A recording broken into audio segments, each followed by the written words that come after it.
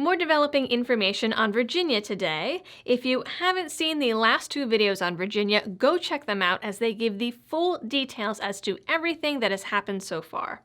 Two-sentence summary, Virginia voted in a ton of Democrats on the state level.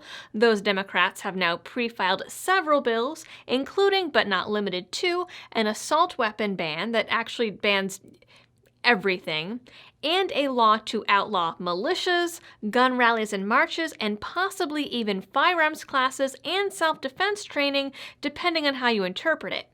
Most of the state has responded on the county level by declaring themselves as Second Amendment sanctuaries, and politicians are worried enough that there's been suggestions of bringing in the National Guard to enforce these laws and begin gun confiscation, as well as threats to completely dismantle any sheriff and police departments that don't enforce these laws. All before the 2020 session even begins. A pointless exercise, it seems to me, but that is option A. Before we get into today's main content, the partner of the day today is Travax. Travax is an American company that makes leather and metal wallets and outdoor gear made 100% in the US. All of their products are handmade, and to prove it, they come with a cute little label to tell you who exactly made it. Since I last talked to you guys about Travax, they've also expanded into women's wallets and the Trek field knife, which is pretty cool. Each product is designed to withstand the toughest conditions, comes with a 65-year warranty, and a 10% discount when you use code LIBERTY10 at checkout. Now, for today's news. First, I want to address some rumors that have been sent to me over the last couple days. I've gotten several messages that Governor Northam has been speaking to a small group of legislators about cutting electricity and cell phone service to people who refuse to comply with any new gun laws. I've seen the same message about this circulating around, but wasn't able to find any corroborating sources, so I'm going to say that this one falls into the fake news category. You are fake news. I even waited a couple extra days in case something else popped up about it, and there has been nothing credible at all. The rumors all seem to stem from the same article on the Hal Turner radio show website. The article begins with the following. The governor of Virginia has allegedly ordered a small cadre of staffers to begin the process for determining how to cut off electricity, telephones, faxes, cell phones, and data, as well as the internet, in areas where he plans to send Virginia National Guard troops to forcibly seize guns when the Democrat legislature convenes in January. The order was allegedly given to a very small and trusted group of staffers, some of whom it turns out do not agree at all with this idea. It then provides a copy-paste of some of the proposed legislation, followed by what appears to be an advertisement for body armor and a whole bunch of affiliate links for generators, heaters, ham radios, and fuel. I don't know who Hal Turner is, but some folks on the AR-15 forums used the term whack job, and his About section on his site talks a lot about Obama sending him to jail. According to the New York Times, he was paid by the FBI to pretend to be a neo-Nazi in Brazil and later stood trial for making death threats to 3 federal judges. While I don't doubt that governments have no problem engaging in secret police-type behaviors, after all, we've seen it in black sites in Chicago and elsewhere, this one I can't find any actual evidence of. And I feel like if there was going to be a whistleblower on it, they would probably tell someone other than Hal Turner. Nevertheless, I always encourage people to be prepared for pretty much any circumstance and to make sure they don't have to rely on the government for any of their basic needs. If you're looking for supplies in that vein and want to help out the channel, 2 birds, 1 stone. The key to that, Lois, is big rock, small birds.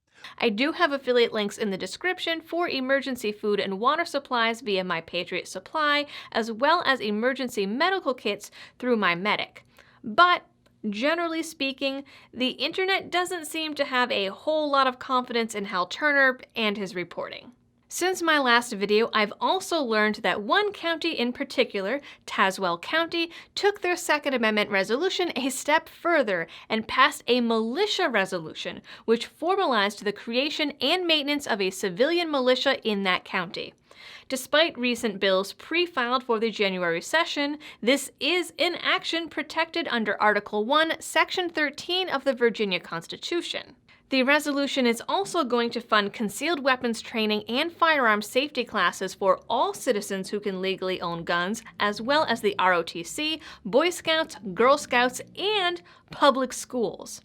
Tom Lester, who serves on the council that passed the resolution, told Firearms News, "These preparations are done to prepare our citizens to be able to become de facto militiamen if need be." It'll be interesting to see how the Blue Wave folks react to this one. The resolution was passed unanimously and was in direct response to the pre-filed bill that would strip public officials of their offices should they choose not to comply with the new gun control laws. The ability for a county militia to not only exist, but stop the state from evicting pro-gun sheriffs and other officials was checked by 2 separate attorneys who also serve on the board. Such activities would technically be made illegal under the pre-filed SB 64, which I discussed in an earlier video, but it is also fully within a sheriff's right to start a militia.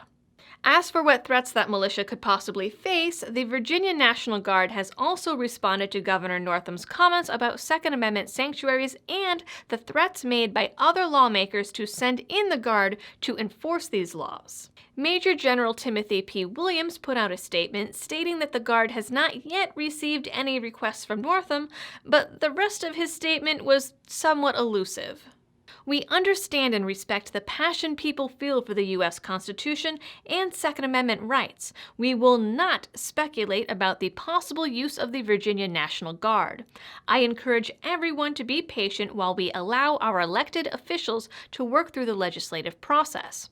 I expect our soldiers, airmen, and members of the Virginia Defense Force to be professional and respectful in their discussions about this subject. As private citizens, our personnel are free to express their opinions to their elected officials, but they should not engage in any political activity while in a uniformed status. He then encouraged anyone with questions to bring them up the proper chain of command. I realize that there are probably certain things he can and cannot say on a professional and political basis, but his statement feels pretty non-committal. It's not a yes, we will do the thing, but it's also not a no, we will not do the thing. I don't like it. The statement was also released via Twitter, so that's a thing. Either way, I've gotten a lot of messages from people out of Virginia since my first video, and several of them have told me that guns and ammo are flying off the shelves. Some county officials are also encouraging residents to give guns and ammo as Christmas gifts this year, so long as those receiving the gifts aren't federally prohibited persons. There really is a huge grassroots effort going on, and people are preparing for a fight if need be. I also checked out the rest of the pre-filed bills ready and waiting for the January session. It turns out that for people who are supposed to be on break, the incoming Virginia legislature has been pretty busy. They've pre-filed over 200 bills, and several of them relate to firearms. Many of them institute new punishments or increase the punishments for various offenses relating to guns, such as having a gun while drunk, brandishing a firearm, and both accidental and negligible discharges. As a general rule of thumb, these bills turn pretty much any possible gun issue into a felony. Senate Bill 88 would give anyone who accidentally shot a gun, even in their own home, without hurting anyone, a mandatory minimum of 90 days in jail. Another, Senate Bill 69, will institute a 1 gun per month limit. Northam has already voiced support for it, so if it gets to his desk, it's definitely getting signed. House Bill 72 changes the punishment for having a loaded and unlocked firearm from a misdemeanor to, again, a Class 6 felony. Senate Bill 18 piggybacks on it, whereas children 14 and younger weren't allowed to be around loaded guns. It would raise that age to 18 and bans anyone under the age of 21 from buying a gun. And as a final weird hurrah, House Joint Resolution number 10 creates a statewide gun violence holiday, which is super creepy and will be observed on June 1st. That's it for your Virginia update for today. I want to give a huge shout out to everyone who's been sending me links and tips about what they're seeing on the ground down there, as it's been a huge help in staying on top of this. For everyone else, please don't forget to like, subscribe, and share to keep getting this info out. If you want to help support the channel in other ways, I have a bunch of options down in the description, including Patreon, Subscribestar, and Liberty Doll merch. As always, thanks for watching, stay safe, please, and happy shooting.